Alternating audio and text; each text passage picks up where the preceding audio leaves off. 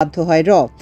এরপর বেশ কিছুদিন পার হয়ে যায়, আবার সুব্রত বাইনকে কাজে লাগানোর নতুন পরিকল্পনা হাতে নিয়ে মাঠে নামে গোয়েন্দা সংস্থাটি। তাদের এবারের লক্ষ্য ছিল নবগঠিত দল এনসিপির দুই জনপ্রিয় নেতা সার্জিস আলম এবং হাসনাত আব্দুল্লাহ। এই পরিকল্পনা বাস্তবায়নে কাজ শুরু করে তারা।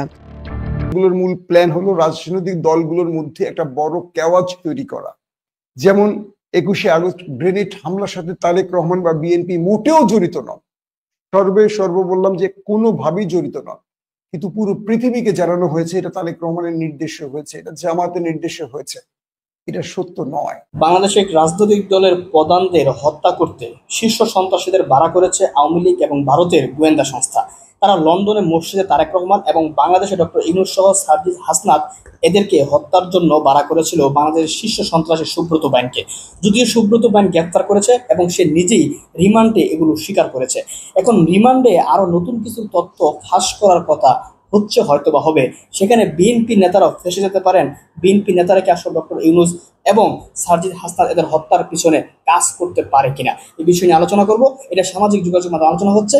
এর আগে এই বিষয় নিয়ে একটি বিশ্লেষণ শুনবো মাসুম ভাইয়ের। চলুন বিশ্লেষণ শোনার পর বিস্তারিত আলোচনা করব। প্রফেসর ইউনূস যখন জাপান সফরে রয়েছেন এবং তিনি যখন জাপান থেকে বাংলাদেশের জন্য বড় বড় অর্থনৈতিক ডিল সিগনেচার করছেন, তখনও ভারতের মধ্যে তুষের আগুন চলছে। শেখ হাসিনা বিদায় নেবার পর থেকে প্রফেসর ইউনূস প্রধান উপদেষ্টার পদে বসার পর থেকে ভারত তার সর্বোচ্চ চেষ্টা করে যাচ্ছে।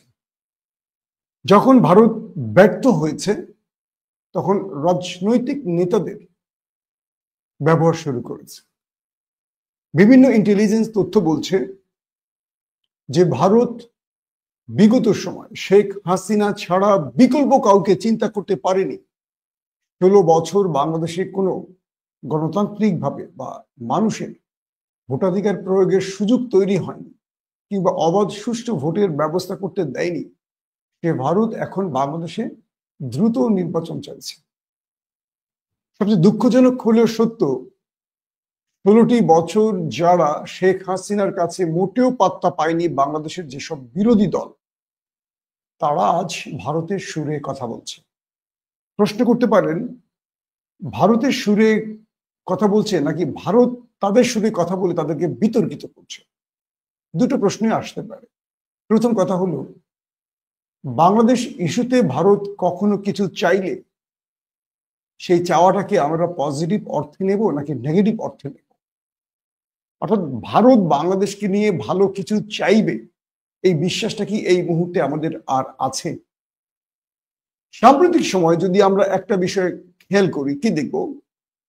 ভারতের পররাষ্ট্র মন্ত্রণালয়ের মুখপাত্র রণধীর জয়সওয়াল তিনি একটি প্রেস ব্রিফিং এ বলেছেন, জনগণের আকাঙ্ক্ষা পূরণে দ্রুততম সময়ের মধ্যে বাংলাদেশে একটি অন্তর্ভুক্তিমূলক অবাধ ও সুষ্ঠু নির্বাচন প্রয়োজন। কে বলছেন? ভারতের পররাষ্ট্র মন্ত্রণালয়ের মুখপাত্র। গত 16 বছর ভারত এইরকম একটি কথা একবারের জন্য বলেছে? গত 16 বছর বাংলাদেশে কি একটি অবাধ সুষ্ঠু নির্বাচন হয়েছে? কিন্তু ভারত বলেনি। প্রশ্ন হলো, আজকে কেন ভারত বলছে? যদি আমরা এই বলাটা নিয়ে একটু চিন্তা করি, তাহলে আমরা এই বলার উদ্দেশ্যটা বুঝতে পারবো। আমরা এত বোকা না। যে দেশের চা দোকানদারও রাজনীতি বুঝিয়ে, তারা আশা করি বুঝতে পেরেছেন ভারতের চাওয়াটা কেন। দর্শক, নির্বাচনের রোডম্যাপ নিয়ে যখন বাংলাদেশের পরিস্থিতি ঘোলাটে, তখন 16 বছর পর ভারত তার এই নীতিগত বক্তব্যের পরিবর্তন দেখালো। বলা হচ্ছে ডক্টর মোহাম্মদ ইউনূস, ভারত বলছে ডক্টর মোহাম্মদ ইউনূস নয়াদিল্লি অর্থাৎ মিস্টার রণধীর বলেছিলেন যে কয়েকদিন আগে প্রধান উপদেষ্টা ডক্টর মোহাম্মদ ইউনূস নয়াদিল্লি বাংলাদেশকে অস্থিতিশীল করার চেষ্টা করছে বলে যে অভিযোগ করেছিলেন, তার নাকচ করেছেন জয়সওয়াল। ভারতের পররাষ্ট্র মন্ত্রণালয়ের এই মুখপাত্র বলেন, বাংলাদেশের এসব অভিযোগ প্রকৃত সমস্যা থেকে দৃষ্টি সরানোর চেষ্টা মাত্র। বাংলাদেশ সরকার যেহেতু উদ্বিগ্ন, সেক্ষেত্রে আইন শৃঙ্খলা ও পরিস্থিতি ও শাসন ব্যবস্থার পূর্ণ দায়ভার তাদের সরকারের উপর বর্তায়। জয়সওয়াল আরো বলেন, এমন পরিস্থিতিতে যদি কেউ বলেন বাইরের কোনো শক্তি বা অন্য কেউ এই অস্থিতিশীলতার জন্য দায়ী, তখন এটা মনে হয় যে আসল সমস্যাগুলো থেকে মনোযোগ সরিয়ে অন্যদের উপর দায় চাপানোর চেষ্টা চলছে। এই ধরনের বক্তব্য সমস্যার সমাধান করে না, বরং দায় এড়ানোর কৌশল বলেই মনে হয়। আমরা সাম্প্রতিক সময় বাদ দিই, বাংলাদেশের সরকার পরিবর্তনের পরে যা দেখেছি, বিভিন্নভাবে ভারত বাংলাদেশের উপর প্রেশার তৈরি করছে। এখন পর্যন্ত দুই দেশের ভিসা বন্ধ আছে। আমাদের খাদ্য পণ্য বা বিভিন্ন বিষয়ে তারা পথ রোধ করেছে, অর্থাৎ আমাদের খাদ্য পাঠাবে না, এটা পাঠাবে না, সেটা পাঠাবে না, এবং আমাদের পণ্য সেই দেশে রফতানি বন্ধ করেছে। সর্বশেষ পুশিং ঘটনা, অর্থাৎ ভারত থেকে বিভিন্ন মানুষকে গোপনে বর্ডার দিয়ে বাংলাদেশে ঢোকাবার চেষ্টা অনেকে ঢুকিয়েছে। এবং গতকালকে কি দেখলাম, ফেনীতে সেখানে তারা বাঁধ কেটে দিয়ে বাংলাদেশকে ডুবিয়ে দেওয়ার চেষ্টা করেছে। এই যে নিম্নমানের চিন্তার যে ফলগুলো বা কাজগুলো আমরা দেখছি, এটা বৃহৎ দেশের, এটা আসলে কতটুকু সমীচীন আমি জানি না, কিন্তু এটা ভারত করে আসছে, কিন্তু তার বক্তব্যগুলো দিচ্ছে তারা আবার ব্যতিক্রম। এখন একটা বিষয় আমরা যদি একটু চিন্তা করি, প্রফেসর ইউনূসকে নিয়ে তাদের এই টেনশনটা আসলে কেন, বা প্রফেসর ইউনূসকে তারা সহ্য করতে পারছে না কেন? মূল জায়গাটা হলো ভারত বাংলাদেশের দ্রুত নির্বাচন চায় এই কারণেই যে প্রফেসর ইউনূসের মতো একজন হাই ভোল্টেজ ব্যক্তি যেন ক্ষমতার চেয়ার থেকে সরে যায়, একজন তাবেদার রাষ্ট্রপ্রধান যেন ক্ষমতায় বসেন, যারা বিগত 54 বছর ধরে ভারতের বিশেষ অঙ্গ ধরেই ক্ষমতায় টিকে থাকতে হয়েছে, ঠিক তাদের কি আবার রাজনৈতিক ক্ষমতা দেখতে চায় ভারত। এই যে কথাটা বললাম, এই কথাটা পুরোপুরি এইভাবে বলার চেয়ে যদি একটু ভিন্নভাবে বলি, যে ভারতের সবচেয়ে বড় মাথা ব্যথার একজন ব্যক্তি আছে, যার নাম তারেক রহমান। আমরা যেভাবে চিন্তা করি তারেক রহমান কার ছেলে? বেগম জিয়ার ছেলে, জিয়াউর রহমানের ছেলে। বেগম জিয়া তার জীবনকালে বা ক্ষমতায় বা বিরোধী দলে থাকা অবস্থায় কখনো এই দেশটির সাথে আপোষ করেননি, এবং তিনি দীর্ঘদিন যে জেলে রয়েছেন বা তিনি দীর্ঘদিন সরকার মানে শেখ হাসিনা সরকার দ্বারা যে নির্যাতন ভোগ করেছেন, তার অন্যতম একটি কারণ হলো ভারতের তার প্রতি অসন্তুষ্টি। কিন্তু বেগম জিয়া তারপরও কোনো প্রকার আপোষ করেননি ভারতের সাথে। এরপর তিনি অসুস্থ হয়ে পড়েছেন, রাজনীতিতে অনেকটা ইনএক্টিভ হয়ে গেছেন, ভারপ্রাপ্ত চেয়ারম্যানের দায়িত্ব সামলাচ্ছেন বর্তমানে তারেক রহমান। তারেক রহমানকে নিয়েও ভারতের যথেষ্ট মাথা ব্যথা রয়েছে, এবং ভারত বারবারই চেষ্টা করছে যে তারেক রহমানের বিকল্প তৈরি করতে বিএনপির যারা রয়েছেন, যারা আমাদের এই ভিডিওটি দেখছেন, খুব মনোযোগ দিয়ে শুনবেন। শুধু দল কানা হলি হবে না, বা মিছিল মিটিং এ গলাবাজি করলেই হবে না, একটু বুদ্ধিভিত্তিক রাজনীতি আমাদের করতে হবে। আমি একটি রিপোর্ট আপনাদের পড়ে শোনাবো, তারপর বিস্তারিত আলোচনা করব। তার আগে বলছি যে তারেক রহমানের জীবন এই মুহূর্তে হুমকিতে রয়েছে। আমাদের বিদেশি একটি গোয়েন্দা বাহিনী তারেক রহমানকে হত্যার চেষ্টা করেছে, এবং সঙ্গে স্বদেশি বিশ্বাসঘাতকরাও এই মিশনে জড়িত ছিল। আমি একটি পত্রিকার থেকে একটি রিপোর্ট পড়ে আপনাদের শোনালে বিস্তারিত আপনারা বুঝতে পারবেন, তারপর আমি আরো ডিটেল আলোচনায় যাব।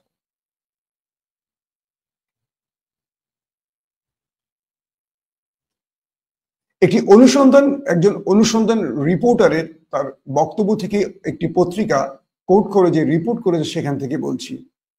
সুব্রত বাইন ও মোল্লা মাসুদকে নিয়ে চাঞ্চল্যকর তথ্য উপস্থাপন করা হয়েছে কয়েকটি গণমাধ্যমে।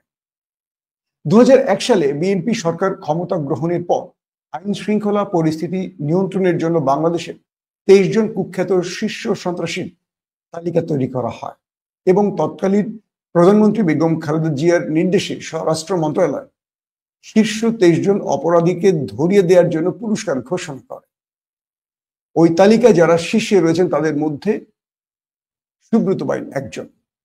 তিনি বলেন তার নামে তখন 1 লাখ টাকা পুরস্কার ঘোষণা করা হয়। পরবর্তীতে সুব্রত বাইন উপায়ন্তর না দেখে তার সবচেয়ে আস্থাভাজন ও বিশ্বস্ত আরেক পুরস্কার ঘোষিত সন্ত্রাসী মোল্লা মাসুদকে নিয়ে যশোরের কুটখালি সীমান্ত দিয়ে ভারতে চলে যায়। কিন্তু সুব্রত বাইন প্রায় অবৈধভাবে বেনাপোল সীমান্ত দিয়ে যশোরে আসতো চাঁদার টাকা সংগ্রহ করতে এবং বসবাসের জন্য যশোর শহরের বেজপাড়া এলাকার স্থানীয় লালটুর মাধ্যমে একটি বাসাও তখন ভাড়া নেয়। সুব্রতর দ্বিতীয় স্ত্রী বিউটি, সন্তান নূর, বিথি ও রিপন এখানেই অবস্থান করত এবং দেশের বিভিন্ন এলাকা হতে মাসিক চাঁদার টাকা আদায়ের পর আবার সীমান্ত পার হয়ে কলকাতা চলে যেত সুব্রত বাইন।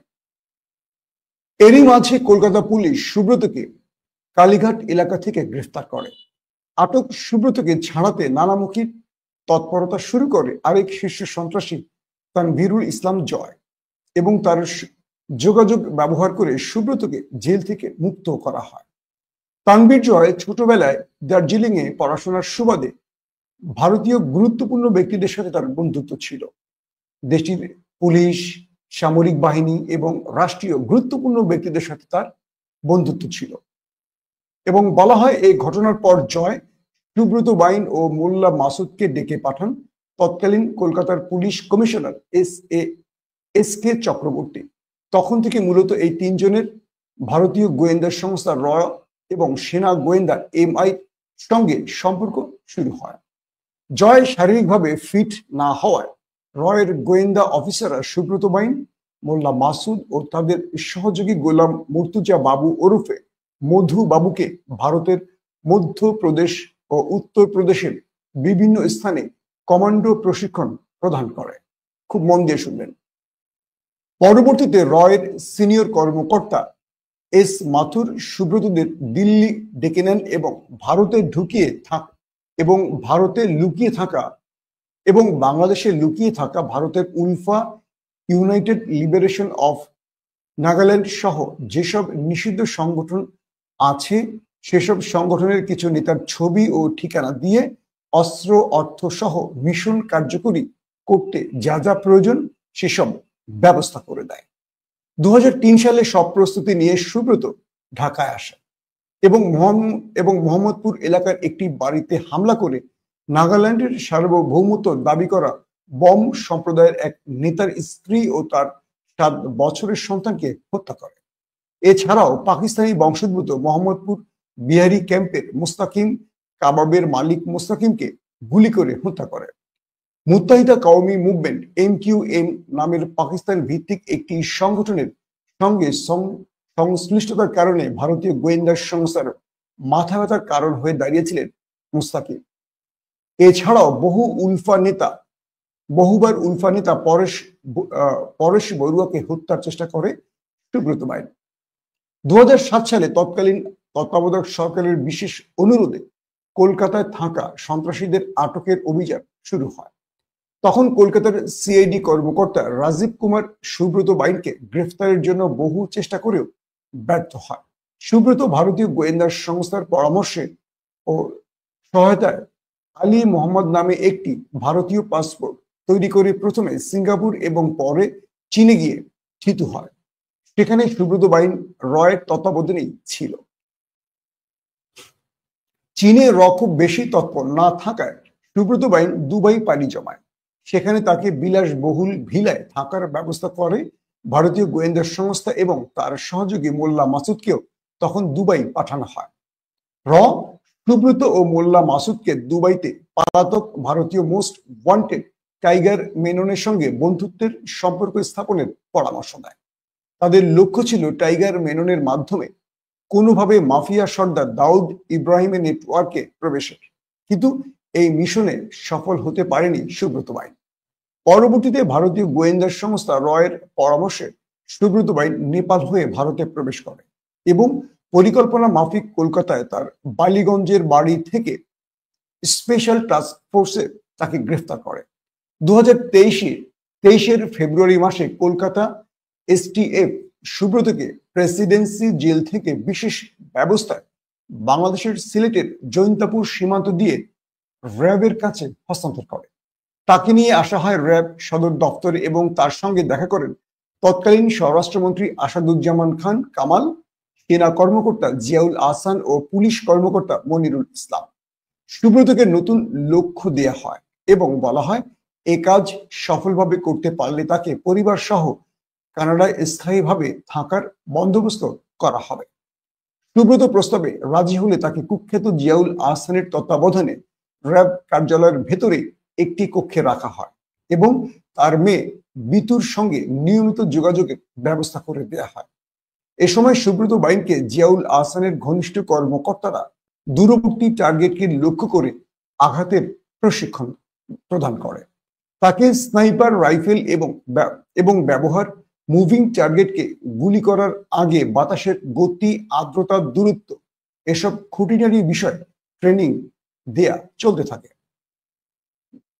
2023 সালের ডিসেম্বর মাসে সুব্রতর সঙ্গে সাবেক স্বরাষ্ট্রমন্ত্রী আসাদুজ্জামান খান, কামাল, জিয়াউল আহসান, মনিরুল ও ভারতীয় গোয়েন্দা সংস্থার একজন কর্মকর্তা দেখা করেন এবং টার্গেট যুক্তরাজ্যে বসবাসরত একটি রাজনৈতিক দলের শীর্ষ নেতা বলে অভিহিত করা হয়। তারা সুব্রতকে পাকিস্তানি পাসপোর্টে লন্ডনে পাঠানোর কথা বলে এবং লন্ডনে মিশনটি সম্পন্ন করার জন্য যা যা সহায়তা লাগবে তা কূটনৈতিক চ্যানেলে প্রদান করা হবে বলে সুব্রতকে নিশ্চিত করে।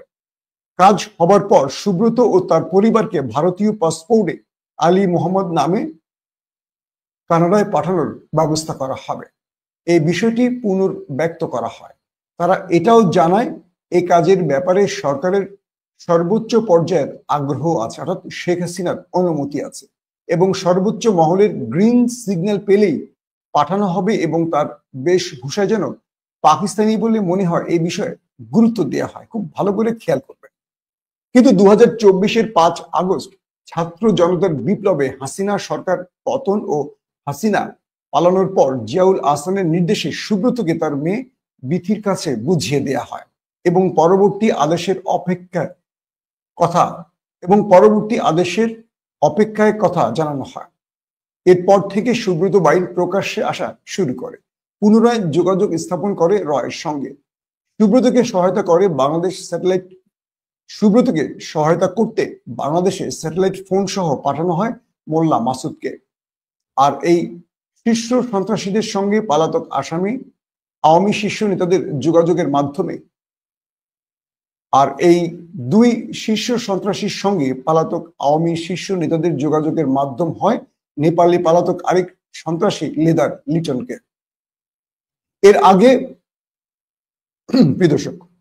এর আগে কুষ্টিয়া অভিযান পরিচালনা করে শীর্ষ সন্ত্রাসী সুব্রত বাইন ও মোল্লা মাসুদকে গ্রেফতার করেছে সেনাবাহিনী।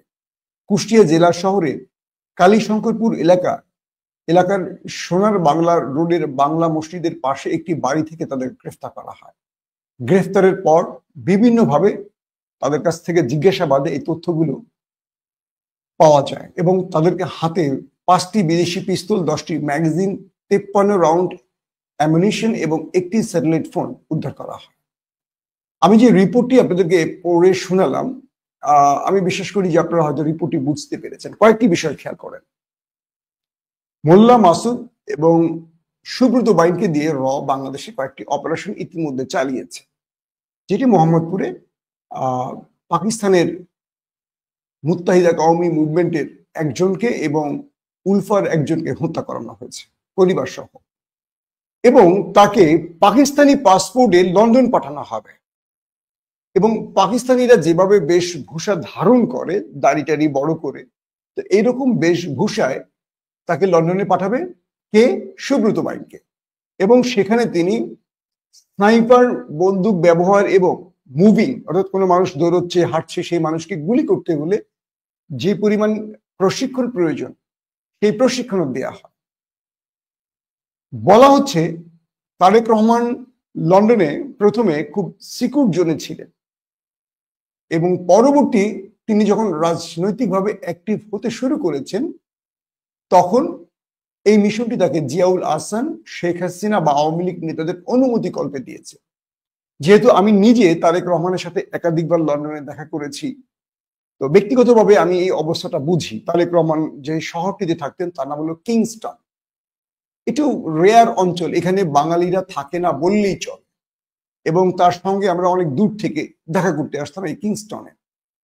এখানে মানে বাঙালি, পাকিস্তানি, ভারতীয়রা তাদের আনাগোনা নেই বললেই চলে। প্রথমে যুক্তরাজ্য বিএনপির যিনি প্রেসিডেন্ট ছিলেন কমরুদ্দিন ভাই, তখন তার তত্ত্বাবধানে তারেক রহমান ছিলেন। ওই সময়টা তারেক রহমান ফুল ছিলেন চিকিৎসায়, অর্থাৎ তখন যুক্তরাজ্যের কেউ তাকে দেখতে পেত না, তার সঙ্গে তাদের কারোর সঙ্গে দেখা হতো না তারেক রহমানের। পরবর্তী কমরুদ্দিন যখন মারা গেলেন এবং একটা পর্যায়ে সময়ের কারণে বা আস্তে আস্তে তিনি সুস্থ হয়ে ফিরলেন, মানে তাকে যে অত্যাচার করা হয়েছিল বাংলাদেশে 1/11-এ, সেই ক্ষতটা সারতে তার অনেক সময় লেগে যায়। এবং তিনি যখন কিংস্টনে বসবাস শুরু করলেন, খুব গুরুত্বপূর্ণ ব্যক্তিদের সাথে ছাড়া তিনি আর দেখা করতেন না, খুব সিকিউর জোনে, এবং তার বাসাতে খুব কম নেতাদের নেওয়া হতো, খুব কম। তিনি দেখা করতেন কিছু আপনার কি বলবো, এটা হোটেল না রেস্টুরেন্ট বলবো, স্যুট থাকে, ধরেন এটা খাবারের হোটেল এরকম না, কিছু ভিআইপি ছোট ছোট সেখানে রুম পাওয়া যায়, রুম ভাড়া যায়, এই রুমটা এত ঘন্টার জন্য ভাড়া, এবং সেখানে কি খাবেন, সেখানে হয়তো চা বা কফির এরকম মেনু থাকে। তো আমি ব্যক্তিগতভাবে তারেক রহমানের সাথে যখন দেখা করতাম লন্ডনে, তখন আমার মনে আছে আমার সঙ্গে যারা যেতেন, বিএনপির একজন অন্যতম প্রেসের দায়িত্বে পালন করা আমাদের অন্যতম একজন সাংবাদিক আশিক ইসলাম ভাই ছিলেন, শিবলি ভাই ছিলেন, যুক্তরাজ্য বিএনপির senior president vice president Akhtar Hossain ভাই ছিলেন, তাজউদ্দিন ভাই ছিলেন, যুক্তরাজ্য বিএনপির সেক্রেটারি কয়সার ভাই ছিলেন। তো আমরা যেতাম এই একটা ফরম্যাটে। তো সেখানে মানে তিনি যে আসবেন এটা খুব বেশি আলোচনা হতো না, কারণ আমাদেরকে মেসেজ দেওয়া হতো যে আজকে ওইখানে ভাই দেখা করবেন বা ভাই ডাকছেন, যেতে হবে। তো আমরা প্রস্তুতি নিয়ে খুব সাইলেন্টলি সেখানে যেতাম। দেখা যেত যে আমরা 3টা গাড়ি ব্যবহার করতাম, মানুষ খুব বেশি না, কিন্তু 3টা গাড়ি 3ভাবে ব্যবহার করতাম, করে সেখানে আমরা পৌঁছতাম। এবং তিনি তার গাড়িটা চালাতেন, এখন তার সঙ্গে থাকেন পিএস বলা যায় বা তার সহযোদ্ধা বা সহকারী বলি সানি ভাই। তো সানি ভাই নর্মালি তার গাড়িটা ড্রাইভ করতেন, সেখানে তারেক রহমান আসতেন। তো আসার পরে যেটা হতো যে তিনি আমাদের সাথে ওই রুমে দেখা করতেন এবং পরবর্তী এখান থেকে তিনি দ্রুত চলে যেতেন। তো বিষয়টা হলো যে এই বিষয়গুলো তো বা ইন্টেলিজেন্স যারা তো কম বেশি জানে। ধরেন এখন কোনো বিদেশি গোয়েন্দারা তারেক রহমানকে যদি হত্যা করতে চায়, তারা তার মুভমেন্ট অবশ্যই পর্যবেক্ষণ করছে। প্রথম কাজটা কি, ইন্টেলিজেন্স নিয়ে যারা একটু পড়াশোনা করেন তারা জানেন, কোনো ব্যক্তিকে ধরেন জিয়াউর রহমানকে হত্যার যারা কাজ করেছেন, তারা জিয়াউর রহমানের খুব ঘনিষ্ঠ দ্বন্দ্বের মধ্যে আগে ঢুকেছে, হয়তো তাদের ক্ষমতার লোভ, অর্থের লোভ বা কোনো হানি ট্র্যাপ, বিভিন্ন ট্র্যাপ ব্যবহার করে। তো তারেক রহমান যে জোনটিতে থাকেন বা যেই রকম তিনি যে সিকিউর ভাবে তিনি চলতেন বা খুব প্রকাশ্যে আসতেন কম, যে কেউ তার সাথে চাইলে দেখা করতে পারে না। বাংলাদেশের অনেক বড় বড় বিএনপি নেতারা লন্ডনে গিয়ে ঘুরে আসতে দেখা করতে পারত, তারেক রহমান কেবল যাদের সাথে দেখা করার ইচ্ছা পোষণ করেন তারাই দেখা করতে পারে। কথাটা খেয়াল করবেন, তারেক রহমান যাদেরকেই ডাকেন তারাই দেখা করতে পারে, কেউ গিয়েই হুট করে দেখা করতে পারে না। এখন পরিবেশটা একটু পরিবর্তন হয়েছে, আগের কথাটা বলছি। তো মোল্লা কি সুব্রত বাইনকে যে টার্গেট গুলো দেওয়া হয়েছে, নিঃসন্দেহে তিনি কোনো নিকট ভবনে অবস্থান করবেন, যেহেতু স্নাইপার এবং মুভিং টার্গেটের কথা বলা হয়েছে। সেখানে যেটি বলা হচ্ছে যে তিনি হয়তো জুমার নামাজে বাসা থেকে বেরোবেন। তো তিনি বের হওয়ার সঙ্গে তার সঙ্গে খুব বেশি লোক থাকে না, যে ওইখানে খুব সিকিউরিটি নিয়ে চলে এরকম না। তারেক রহমান যখন লন্ডনে কোনো বিএনপির প্রোগ্রামে যেতেন, তখন ওই প্রোগ্রামের টাইমে তার জন্য বিশেষ নিরাপত্তার জন্য আপনার মানে পে করে একটা নিরাপত্তা বাহিনী পাওয়া যেত, সেই লম্বা লম্বা পাঠার মতো, মানে দানবীয় কিছু ব্যক্তি থাকতো 8-10 জন। এই সিকিউরিটি টিমটি প্রাইভেট টিম, এদেরকে অর্থ পে করে এই নিরাপত্তা দিয়ে হলে নিয়ে আসা হতো। যেহেতু আমি ইংল্যান্ডে ছিলাম, এই প্রোগ্রামগুলো আমি দেখতাম নিচ থেকে, আমরা আয়োজনে থাকতাম, তো এগুলো আমার দেখার সুবাদে আপনাদেরকে বলছি। তো কিন্তু যখন তিনি নামাজে যেতেন বা কারোর সাথে ব্যক্তিগত দেখা করতেন, তখন তার সঙ্গে ওই সানি ভাই ছাড়া খুব কম লোক থাকতেন।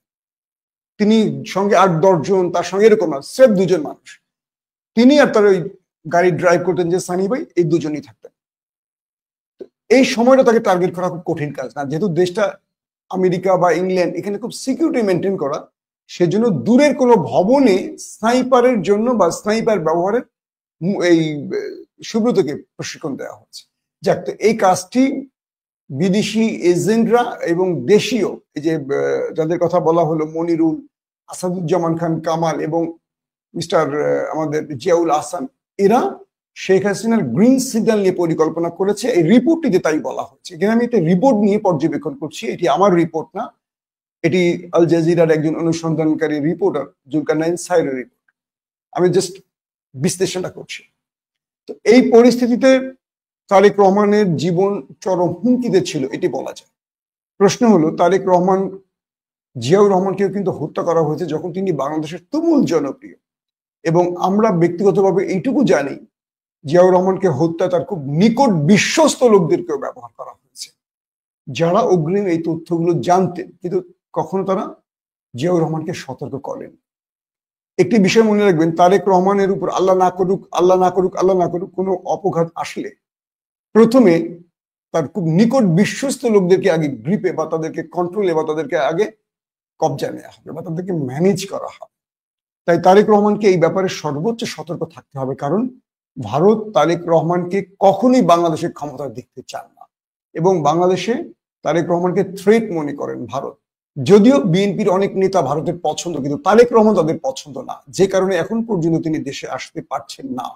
মনে রাখবেন, যারা বিএনপিকে ভালোবাসেন, কথায় কথা তো বট বাহিনী বলেন, এটা সেটা বলেন, একটু চিন্তা করবেন। দ্বিতীয় বিষয়টি আসে, রয়ের মিশনে সে আরো বলা হয়েছে যে আমাদের বৈষম্য বিরোধী আন্দোলনের অন্যতম দুজন নেতা হাসনাত এবং সার্জিস সহ জামাতের কয়েকজনের নেতার নাম রয়েছে। প্রশ্নটা হলো, সুব্রত বাইন তো ধরা পড়ে গেল, কিন্তু এই মিশন কি বা বিদেশিরা ছেড়ে দেবে, মানে বিদেশি গোয়েন্দারা ছেড়ে দেবে? তারা কি মিশন কখনো ছেড়ে দেয়? কোনো ব্যক্তি ধরা পড়ার কারণে বা তথ্য প্রকাশ হওয়ার কারণে গোয়েন্দারা কি তাদের মিশন বন্ধ করে, নাকি তারা প্ল্যান বি বা প্ল্যান সিতে পা রাখে? দুটো বিষয় মাথায় রাখতে হবে। তারেক রহমান সর্বোচ্চ সতর্ক অবস্থা তাকে থাকতে হবে, কারণ শত্রুরা তাকে নিয়ে বিগ প্ল্যানে আছে, আজকে হোক আর কালকে হোক। এই জন্য তারেক রহমানের প্রথম মনে রাখতে হবে, তার বিশ্বস্ত লোকদেরকে আগে বিশ্বাসের জায়গা থেকে অবিশ্বাসের জায়গায় মাঝে মাঝে এনে চিন্তা করতে হবে। তারেক রহমানকে চিন্তা করতে হবে, তাকে যারা বুদ্ধি পরামর্শ দিচ্ছেন, ঠিক জিয়াউর রহমানকে যারা বুদ্ধি পরামর্শ দিয়ে শেষ সময় বিপদের মধ্যে ফেলেছিলেন, এরকম কেউ নয় তো?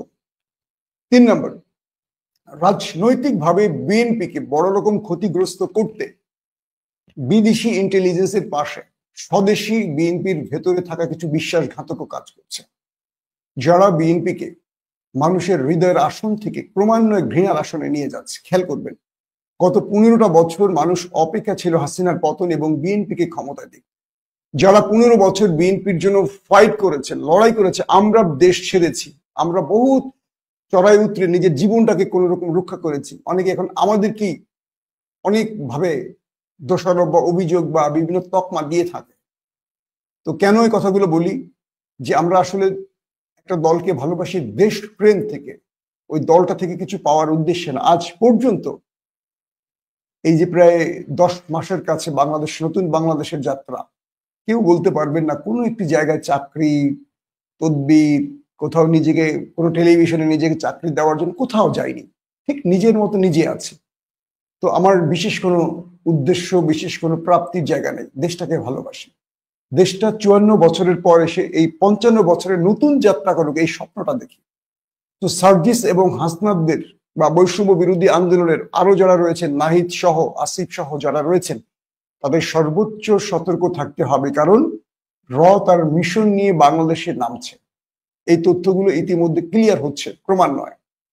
তো আমি মনে করি এই আমাদের তরুণ, আমাদের জীবন্ত কিংবদন্তিরা যারা বিপ্লবের মাধ্যমে ফ্যাসিস্টকে সরিয়েছে, দিল্লির বিরুদ্ধে আমাদের না বলতে শিখিয়েছে, তাদের রক্ষায় আমাদের পাশে থাকতে হবে, পরামর্শ দিতে হবে। এবং আমাদের এই ছোট ভাইদেরকে বলবো, তোমরা নিজেদের জীবনটাকে হুমকিতে ফেলো না, কারণ তোমাদের মাঝে আমরা নতুন বাংলাদেশ দেখতে পাই। প্রিয় সার্জিস, প্রিয় হাসনাত, নাহিদ, আসিফ, তোমরা অবশ্যই সর্বোচ্চ সতর্ক থাকবে। তোমাদের জন্য শুভকামনা থাকবে, দোয়া করি আল্লাহর কাছে। প্রিয় দর্শক, শেষ যে কথাটি বলতে চাই সেটি হলো, জামাত সহ আরো অনেকেই টার্গেটে আছেন। একটা জিনিস কি, কেউ যদি হত্যায় পেছনে লেগে যায়, লুকিয়ে বাঁচা যায় না, কিন্তু একটি কাজ করা যায়, ঘুরে দাঁড়াবার চেষ্টা করা যায়। এই মুহূর্তে বাংলাদেশে আমরা যদি শত্রুর বিরুদ্ধে ঘুরে দাঁড়াতে পারি, উল্টো তাদেরকে টাফ টাইম দিতে পারি, তাদেরকে আমরা ফেটে রাখতে পারি, ভয় দেখাতে পারি, তবে তারা পালাবে। কিন্তু আমরা নিজেরা পালিয়ে বাঁচতে পারবো না, পালিয়ে বাঁচা যায় না। তো বাংলাদেশের এই সন্ত্রাসী বা আমাদের রয়ের প্রিসক্রিপশনে যারা বাংলাদেশে এই হত্যা মিশনে কাজ করতে পারে, আমরা বারবারই অনুরোধ করবো আইন শৃঙ্খলা বাহিনীর কাছে, আমাদের ইন্টেলিজেন্সের কাছে, গোয়েন্দা বাহিনীর কাছে, এদেরকে দ্রুত শনাক্ত করুন এবং এদেরকে দ্রুত যে কোনো ভাবে আটকাবার ব্যবস্থা করেন। এবং যেসব ইন্টেলিজেন্স বাংলাদেশে এরকম ভয়ঙ্কর পরিকল্পনা বাস্তবায়নে কাজ করছে, তাদেরকে দ্রুত নিবৃত করার চেষ্টা করেন। মনে রাখতে হবে, আবারও বলছি, মনে রাখবেন এই হত্যা মিশনগুলোর মূল প্ল্যান হলো রাজনৈতিক দলগুলোর মধ্যে একটা বড় কেওয়াজ তৈরি করা। যেমন 21শে আগস্ট গ্রেনেড হামলার সাথে তারেক রহমান বা বিএনপি মোটেও জড়িত নন, সর্ব বললাম যে কোনোভাবেই জড়িত নন, কিন্তু পুরো পৃথিবীকে জানানো হয়েছে এটা তারেক রহমানের নির্দেশে হয়েছে, এটা জামাতের নির্দেশে হয়েছে। এটা সত্য নয়, কিন্তু রাজনৈতিকভাবে এটা দিকে শেখ হাসিনা ফায়দা নিয়েছে। আজকে তারেক রহমান বা বৈষম্য বিরোধী ছাত্র আন্দোলন বা জামাতের উপর কোনো অপঘাত আসবে, আর সেটাকেই সেই ইন্টেলিজেন্স বা গোয়েন্দা বাহিনীগুলো রাজনৈতিকভাবে একে অপরের যে ভ্রাতৃত্ব আছে, ঐক্যটা আছে, সেই ঐক্যে ফাটল ধরাতে এই বিষয়টাকে কাজে লাগাবে। একদিকে শত্রুকে হত্যা করবে, অন্যদিকে তাদের মধ্যে বিভাজন সৃষ্টি করে দিয়ে বাংলাদেশের মধ্যে একটা অস্থিতিশীল পরিবেশ তৈরি করবে। তারপর সেই ঘোলা জলে তারা ফায়দা নেবে, অর্থাৎ হাসিনাকে বুস্ট করবে, অথবা বিদেশি গোয়েন্দারা তাদের মূল পরিকল্পনা বাস্তবায়ন করবে। তাই বলবো, প্রতিটা ব্যক্তি সর্বোচ্চ, যারা রাজনীতি করেন, সর্বোচ্চ সতর্ক থাকবেন। আমরা আমাদের দেশকে কোনোভাবে শত্রুর হাতে তুলে দিতে চাই। দর্শক, বিশ্লেষণ শুনেছেন, শুনে বুঝতে পেরেছেন যে আসলে বিএনপি, আমি বিশ্লেষণ যেটা শুনেছেন মন্তব্য করবেন, বিএনপি নেতাদের উদ্দেশ্যে কিছু কথা বলতে চাই। যে বিএনপি ভারতের সঙ্গে কথা বলে, যে বিএনপি ভারতের কুলে উঠে বসেছে, সেই বিএনপির শীর্ষ নেতা জনাব তারেক রহমানকে লন্ডনের মসজিদে হত্যার পরিকল্পনা করা হয়েছে আওয়ামী লীগ এবং ভারতের গোয়েন্দারা। তাহলে চিন্তা করতে পারেন, যারা আওয়ামী লীগ এবং ভারতের সাথে সম্পর্ক ভালো করার কথা বলে, মির্জা ফখরুল ইসলাম আলমগীর বলে, অন্যদিকে ভারত আবার শীর্ষ সন্ত্রাসী ভাড়া করে তারেক রহমানকে হত্যা করার জন্য। তাহলে বুঝতে হবে, বিএনপির কখনোই ভারত বন্ধু হবে না, ভারতের বন্ধু একমাত্র হচ্ছে আওয়ামী লীগ। ভারত মনে